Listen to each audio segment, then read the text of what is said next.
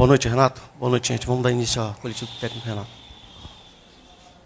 Boa noite, Renato. Pedro Henrique Carvalho, da Band News FM. O Fluminense criou muitas chances no primeiro tempo, né? E no segundo tempo a intensidade, não sei se abaixou.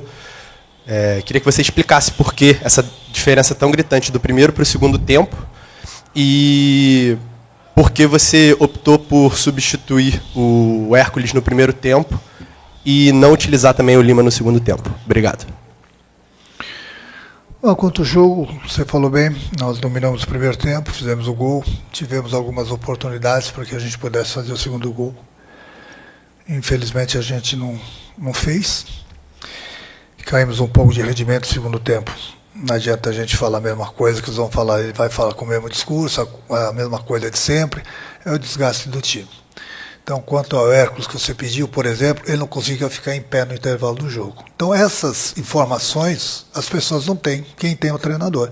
Então, ele pediu para sair de novo, porque não aguentava mais ficar em pé sequer, cheio de gelo.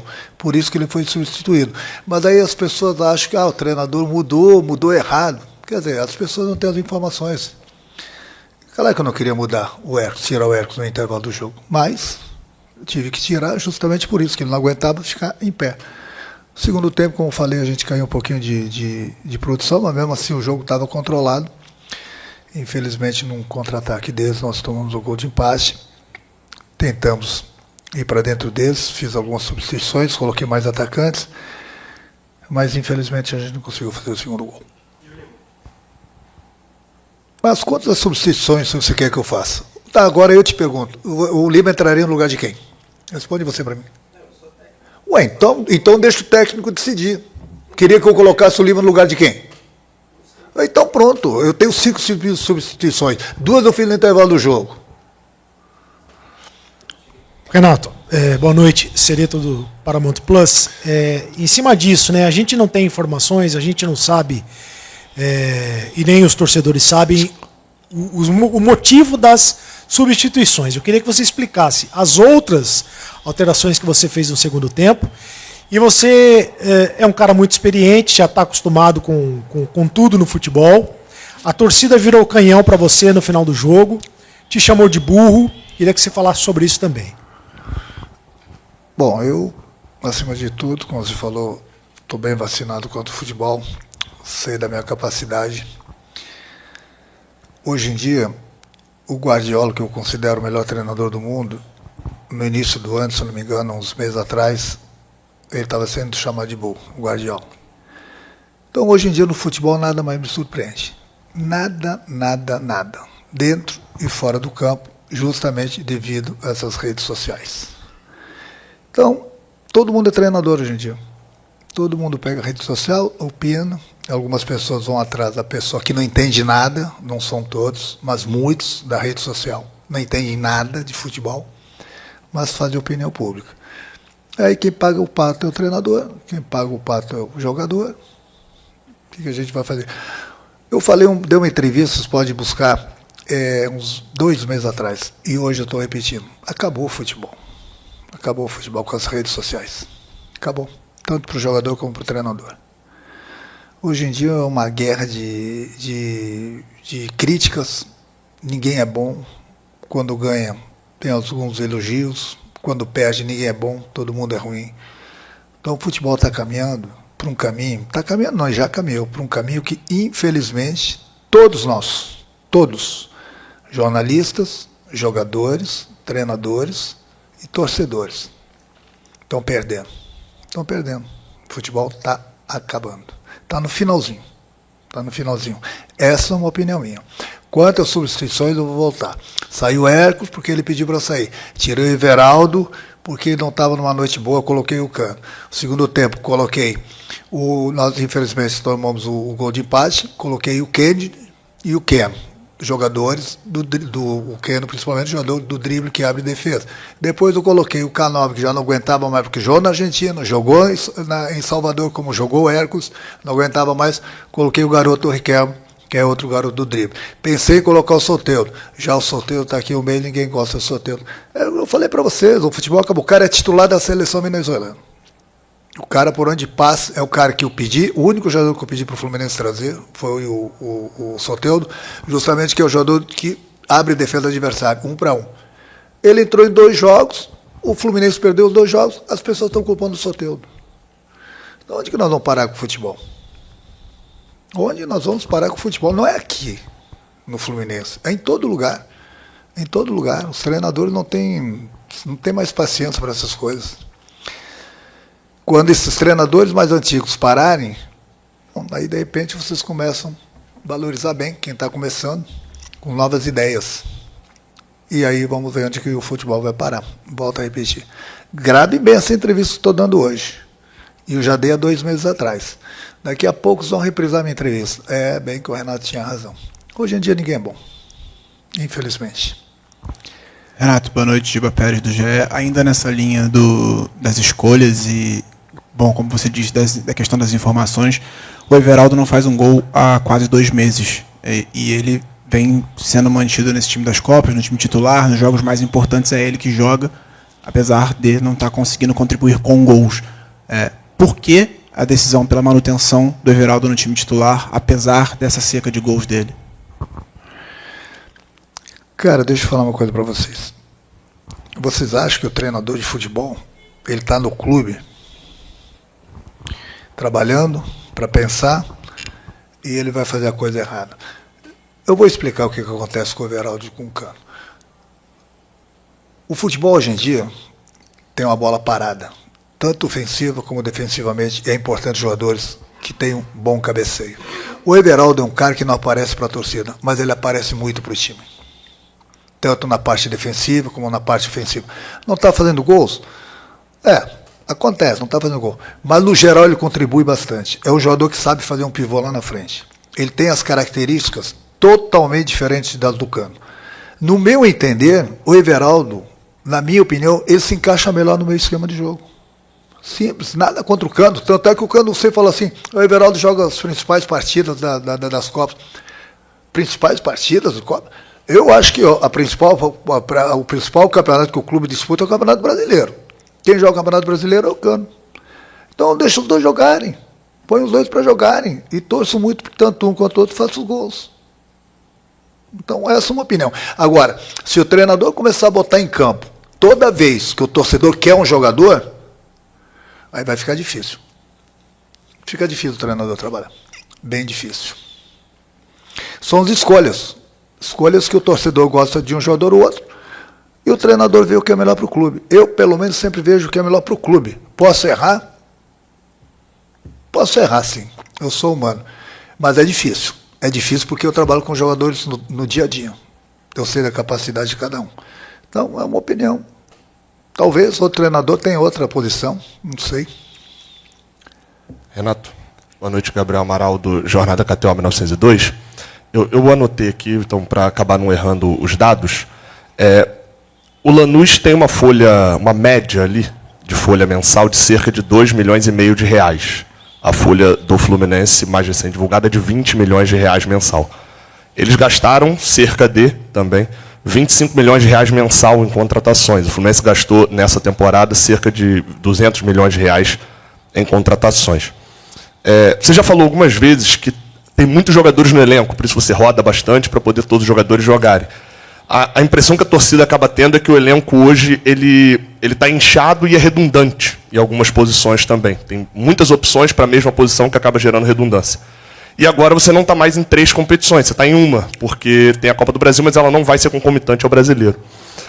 Eu lembro das suas coletivas no Mundial, você destacava por várias vezes que a diferença financeira do futebol europeu com o futebol brasileiro para exaltar e para valorizar as vitórias que o Fluminense estava tendo. Não é muito pouco para um torneio onde o Fluminense tem uma diferença financeira bem grande em relação aos adversários que enfrentou, cair nas quartas de final? Bom, se você vai por esse lado aí, com todo respeito à tua pergunta, você pega hoje um Flamengo, um Palmeiras, mais 1 ou 2 clubes aí com dinheiro, e deixa disputarem o campeonato entre eles. Se dinheiro faz a diferença, bota lá. No Mundial, no Mundial que você falou e citou bem, na hora do vamos ver, se viu o que aconteceu também, né? Então você pega um clube que tenha dinheiro, num campeonato longo, ou 2, 3, 4 clubes que têm dinheiro, pode ter certeza que esses 3, 4 clubes vão brigar pelo título. Mas não tenho a menor dúvida. Pode perder um jogo aqui, empatar um jogo lá, perder outro jogo lá, mas no final das contas, são esses clubes que investiram muito que vão disputar o título. Só pode ser ver no Campeonato Brasileiro o que acontece todos os anos. Vocês mesmos falam. Ó, começou o Campeonato Brasileiro. Flamengo e Palmeiras são os favoritos para ganhar o título. Por que, eu pergunto? Campeonato longo. Outros campeonatos, mata-mata, tudo pode acontecer. Tudo pode acontecer, como aconteceu hoje. Né? O problema da diferença de dinheiro. Tanto é que hoje nós jogamos bem lá na Argentina, jogamos melhor do que eles hoje aqui, nós perdemos o jogo. Fazer o quê? Eles tiveram 2 oportunidades, fizeram um gol. Nós tivemos algumas oportunidades, fizemos apenas um gol. E eu costumo falar que futebol é bola na rede.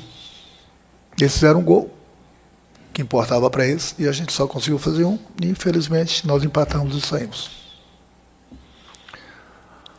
Renato, boa noite. Pedro Brandão do Lance. Você repetidas vezes falou que o time jogava de 3 em 3 dias, que você precisava segurar os jogadores em alguns momentos para ter o melhor time possível a cada rodada ou a cada fase de mata-mata. No sábado contra o Vitória, o Hércules jogou e o René também jogou.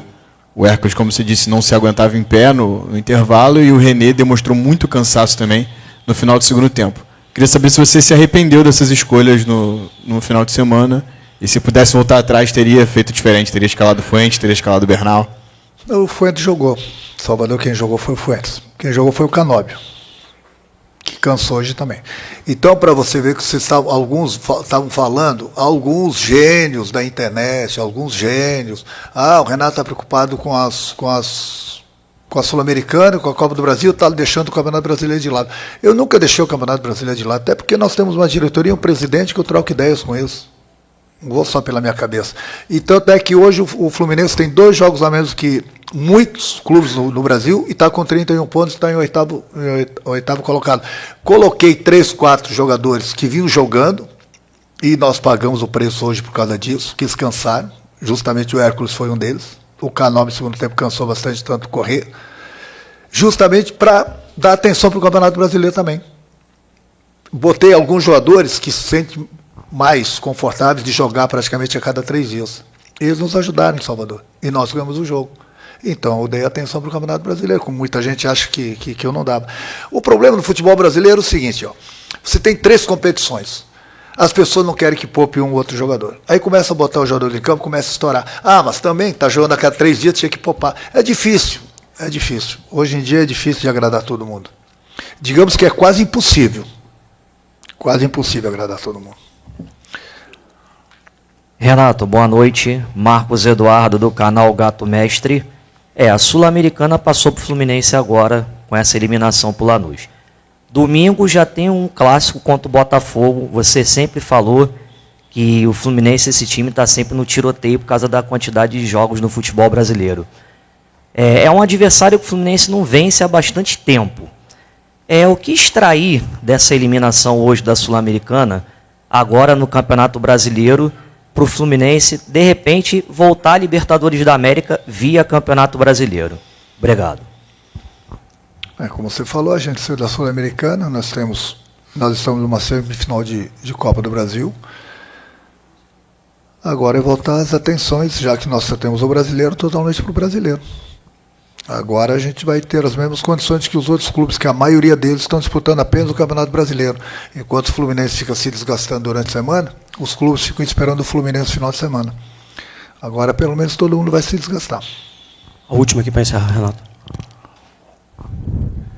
Renato, contra o Bahia na Copa do Brasil, o Fluminense estava em desvantagem, entrou com o Nonato, enfim, 3 volantes, e hoje, também com a desvantagem, você optou pelo Acosta. Queria perguntar por que hoje você resolveu iniciar com o Acosta e também a opção de tirar ele para colocar o Kennedy. O time ficou meio que sem o armador ali no segundo tempo, enfim, explicar isso aí. Hoje a gente precisa, o Lúcio está bem mais consciente das coisas do futebol brasileiro, dos companheiros conhece bem, da mesma forma que eu estou tendo todo o cuidado com o Santi. Inclusive, enquanto ele esteve em campo, ele fez uma boa partida. Na minha opinião, o Bahia é o melhor que o Lanús.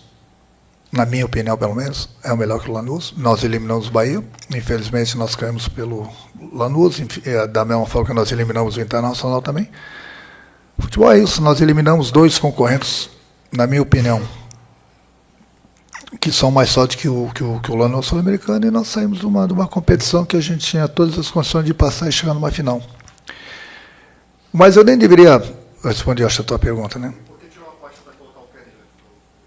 Porque eu coloquei o time para frente, porque a gente precisava abrir a defesa deles. Eu sabia que eles iam se fechar, tanto eu coloquei o Kennedy de um lado e o Riquelme do outro, justamente por isso. Tinha que sacrificar alguém no meio, simplesmente por isso. Mas eu nem deveria estar falando isso para vocês, que vai se manifestar o presidente, mas essas perguntas todas de alguns gênios da internet, que muita gente vai atrás desses gênios, alguns torcedores também. Então, eu acabei, antes de vir para cá, de pedir demissão para o presidente. Então, a partir de agora, vai estar um outro cara aqui, eles vão fazer as mesmas perguntas para ele, e eu quero ver as respostas que ele vai dar. Eu quero ver se ele vai colocar o time que o torcedor quer, ou o time da cabeça dele. Então, eu sempre procurei fazer o melhor possível pelo clube, em todos os sentidos, em todas as competições. Infelizmente, nós saímos hoje de uma competição, mas estamos muito bem no Campeonato Brasileiro, estamos muito bem na Copa do Brasil. Se o Fluminense estivesse mal no Brasileiro, eu não estaria saindo. Como o Fluminense está bem, vou sair para descansar minha cabeça e deixar alguns gênios da internet continuar falando sobre futebol, já que entende pra caramba. Boa noite. Obrigado, Renato.